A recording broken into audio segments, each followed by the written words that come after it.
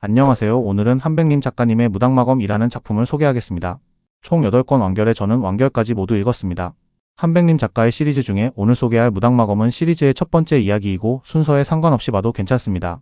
황실에서 무당파를 지원하면서 10명의 무당 제자들을 군부로 차출하라 명하는데 무당 제자 주인공 명경이 사제들과 몽고 전쟁터로 향하게 되면서 이야기가 시작됩니다. 줄거리를 만들 때는 주인공을 중심으로 사건이 전개되면 이해하기 쉬운데 이야기 시점이 여기저기 바뀌면 아직도 정리하기가 어렵습니다. 좀 더 공부하고 큰 맥락과 사건 위주로 간결하게 만들려고 노력 중입니다. 소개하는 내용은 1권 중에 2장까지의 내용입니다. 무당산은 수려한 자연경관과 은자 같은 품격을 가진 도가의 성지입니다. 이 산에는 수많은 도사들이 머물며 도와 무공을 수련하고 있습니다. 그곳엔 세속의 명예나 권력보다 도와 청렴을 중시하는 이들이 살고 있었고 황제의 소칙을 들고 이곳에 도착한 젊은 관리 조홍은 그런 그들의 삶에 깊은 충격을 받습니다. 상천궁으로 향한 조홍은 무당 장문인 현양진인을 아련하게 됩니다. 조홍은 장문인의 앞에서 황제의 소칙을 낭독합니다. 소칙의 내용은 충격적이었습니다. 무당파를 공식 도관으로 인정하고 토지와 혜택을 부여하는 대신 무당파의 제자 10명을 전쟁터로 내보내야 한다는 것이었습니다. 더 나아가 조홍 본인이 북로 토벌군의 장수로 책봉된다는 내용이 포함되어 있었던 것입니다. 강호의 도사들과 함께하는 새로운 길. 처음엔 좌천으로 여겨졌던 이 명령이었지만 조홍은 무당파의 고결함 속에서 삶의 방향을 바꾸게 됩니다. 그리고 그 순간부터 무당 제자들과 조홍이 함께 겪는 진짜 강호의 이야기로 전개됩니다. 진무각의 제자 주인공 명경은 태생부터 남달랐습니다. 명경은 생목인의 혼혈로 외모부터 눈에 띄는 인물입니다. 깊은 청록색 눈동자와 갈색 머리카락, 뛰어난 신체 조건을 지녔으며 무공과 문학 모두에서 비범한 재능을 보여왔습니다. 특히 염력과 같은 이능을 다룰 수 있는 그는 상단전이 비정상적으로 발달된 상태로 무당산에 들어왔으며 이로 인해 정신과 신체의 균형을 맞추기 위해 태극도해와 허공진인이 창안한 무국진기를 함께 수련합니다. 사부 허공진인은 명경이 지나치게 실전 위주의 검수를 연성하며 살기를 담는 점을 걱정합니다. 특히 명경이 곧 전쟁터에 나가게 될 것이라는 점에서 사부는 무공의 본질과 생명의 소중함을 강조하며 차이라는 이름의 강력한 적과는 절대 싸우지 말 것을 신신당부합니다. 황제의 명에 따라 명경과 무당파의 정예 제자 10명은 두 개의 부대로 나뉘어 각각 남해와 북로로 향하게 됩니다. 그중 명경, 곽준, 악도군, 석조경, 달리림은 조홍과 함께 북경으로 향합니다. 산동 덕주에 도착한 명경 일행은 뜻밖의 강호 고수들과 마주합니다.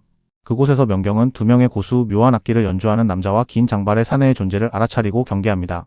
연주는 곧 강력한 음공의 형태로 펼쳐지며 이를 연주하는 자는 칠절신금, 그의 동료는 천하일성으로 밝혀집니다. 두 사람은 음악으로 사람들의 감정을 휘어잡을 정도의 고수들이며 그 자리에 나타난 또 한 명의 인물은 산동의 유명한 여고수 태산신녀입니다. 세 사람의 음악 대결이 벌어지고 청중은 열광합니다. 하지만 무당 제자 달리림은 이 연주에 숨겨진 의도를 간파하고 이들이 누군가를 기다리고 있다는 사실을 감지합니다. 결국 상황은 급변하고 창 밖에서 날아든 의문의 사내가 칠절신금과 천하일성의 도주를 지시하며 관병들이 객잔을 덮칩니다.